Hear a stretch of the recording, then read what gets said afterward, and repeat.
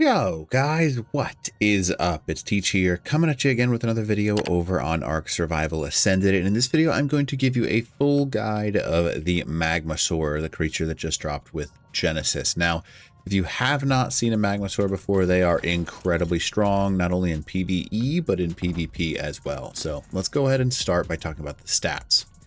If you didn't know this already, you grab an egg from the cave that I'm in right now, and you can see my video on that if you want to, and that's how you raise them. So you raise them from scratch. Now, their stats are really strong, right?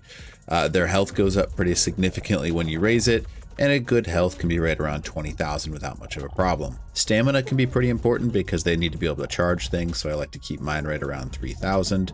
Oxygen doesn't matter because if you go underwater with one of these things, they have bigger issues.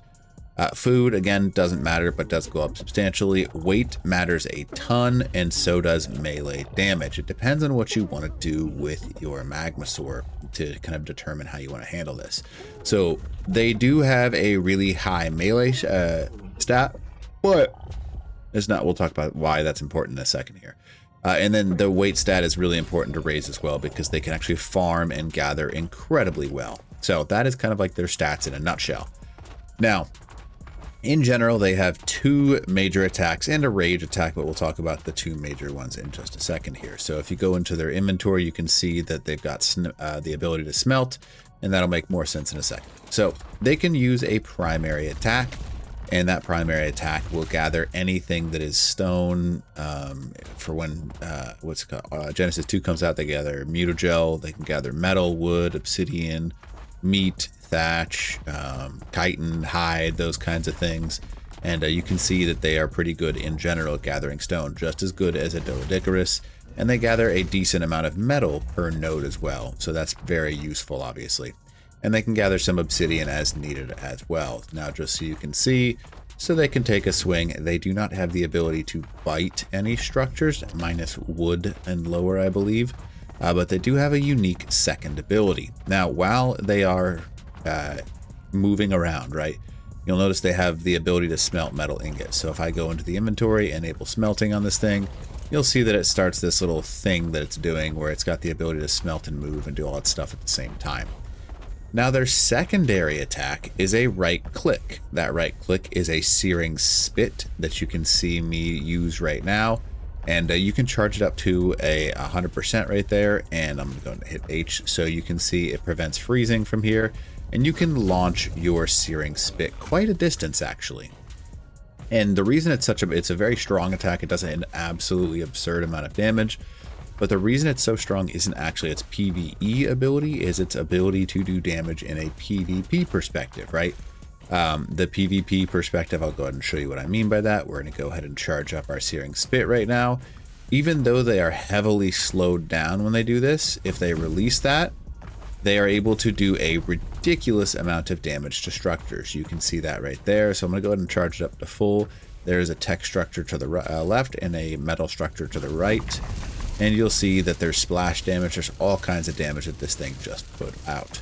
So you can see 4,263 with a direct hit, as well as some burn damage over time. Now, they don't do an absurd amount of damage to tech, but they do damage tech, so that's something that you should definitely utilize because damaging tech can be very important.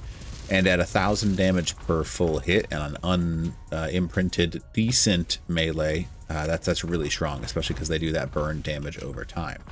They also damage tech generators, tech everything, right? And that's very useful, and you can see there's a little bit of a burn going on as well. But that's not really what is so valuable about these things. What's so valuable is they can basically one-tap turrets. Now, here are some auto turrets, and I'm going to aim right in the middle of them, just so you can see. And auto turrets are essentially insta-tapped by one of these, and a head-on shot, 33,000 damage is a little bit of a ridiculous thing. And then heavy turrets as well. We're going to go ahead and launch one of these into the middle of them right there. Let's see if I can get it to go. Boop. All right, so, and you can see that that one did 10,000 splash damage and quite a few thousand damage to the other one. So what people will do is they'll get close up to a wall, and then they will use a Magmasaur to launch a attack like I just did right there. And it'll just blast off a stupid amount of damage. And considering that it's basically free minus a couple of metal ingot, in order to charge one of those attacks up. It's really, really strong. Now, a good, I say good, a decent counter is tech turrets, because they still take the 1,000 damage per a direct hit, but they don't get insta-tapped like the other turrets do, and they don't really take that much damage over time as well. So tech turrets kind of stand up to them a little bit, but because these things can have a full saddle of 120 armor, or over that on official servers, if you get an overcapped saddle, they can do a stupid amount of, I guess let me rephrase that. Magmasaurs can tank a stupid amount. That's pretty much what it is. So now continuing down our pathway, right? So we talked about how good they are at gathering stone. Obviously, I'm sitting here gathering stone really well per node, and I'm not going to complain about that. But where they really excel is they gather ingot and metal just as good as a Anki would, and that's pretty crazy considering that that's something that you should definitely want to have a ton of. I mean, that's what, like, I think I'm on smalls right now rates, so that's going to be about equivalent to an Anki, because there is a cap per stone, so you can only get so much per metal, and these guys gather it just as strong. So that's a really, really good thing to have access to, obviously. And the one negative that they have is their swing rate is a little bit low, so they won't swing as fast as an Anki that is being picked up, and they don't have the ability to be carried, obviously. But one thing they do have going for them is their ridiculous reduction in weight. So the metal, when it is in their inventory, same thing with metal and metal ingot, which is super useful as you're smelting it, right?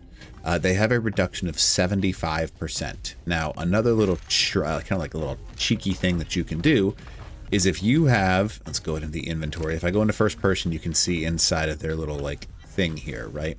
If you have your mining drill out, what you can do is place any stone in your inventory and it'll cut its weight by 75%. So you can actually like increase the amount of stuff that you can carry with a Magmasaur just by having out that mining drill inside of the saddle itself. It's a little bit of a cheesy trick that you can do in order to kind of harvest a lot more overall.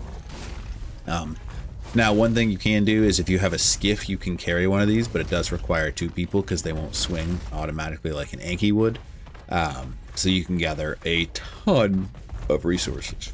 Now, because they smelt over time, it's not an absurd amount. Since we started the video, what was that, 7 minutes ago-ish, it's only harvested about 18. So like one every, I don't know, what was it, 20 seconds, 30 seconds or so.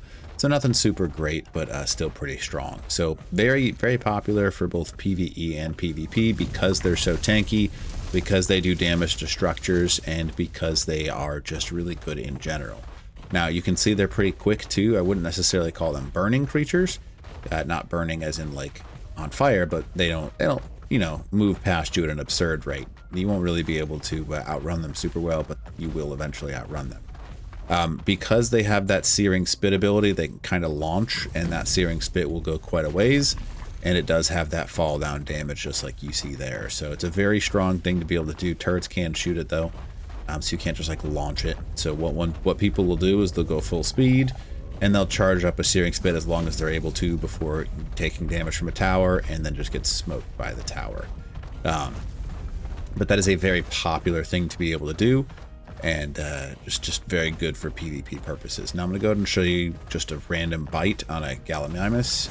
You can see 450, nothing great, but it does do quite a significant chunk of damage. So they're no slough. They're not going to be able to really take on a Giganotosaurus or a Karcha, but because of that burn damage, they can kind of use the searing spit and burn / do a bunch of damage with that, because that's significantly more damaging, plus the burn over time. So very useful for both PvE and PvP. But that's pretty much all the major uses. There's nothing super great about them. They lose in a lot of categories to movement because they can't fly, obviously. And the area of effect is pretty huge, though, I will say that much, in order to actually use the burn. Oh man, it's not gonna let me, huh? All right, so if I, why is it not letting? Are you hungry? Is that what the matter is? Let's go ahead and feed it a little bit, I guess. Let's just do the cheap thing. Refill stats. All right. So if I show you what it looks like on a Stego, just for comparison, there's a 400, and you'll see that it does the burn damage over time. It is inflamed. Nothing super great, but it will do that damage. So it's kind of hard to complain too much on it. So Yeah, but that's kind of the Magmasaur in a nutshell, and that's pretty much all I got for you on it. If you have any questions, just put them in the comments below, and I'll do my best to get back to you. So hopefully this video helps you out, and if you don't mind, smack that like button, leave a comment below for the algorithm, and then consider subbing to the channel. All right, Teach out.